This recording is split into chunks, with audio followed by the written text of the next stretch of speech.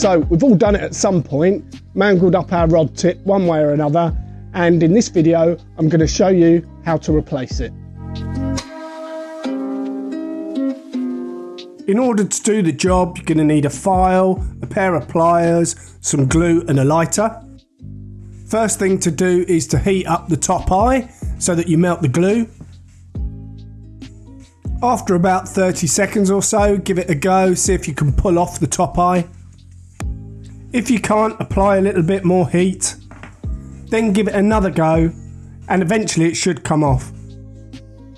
Get the new eye. You should be able to get this from your tackle shop. I would take your rod tip in when you get the eye, and you're probably better off getting one that's slightly too small, because you can always file it down slightly before trying it again, and then slowly file a little bit off, and eventually it should pop on nicely. Pull the tip back off, apply a little bit of glue, before then putting it back on and making sure it lines up with the other eyes on the rod. Finally, apply a little bit more glue around the outside of the base of the eye. Let the glue dry and then you're good to go.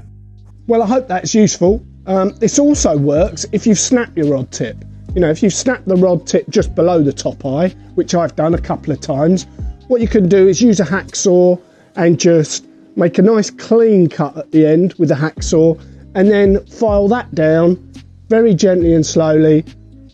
Put on the top eye, just the way I showed you in the video, with the glue and the file, filing it down.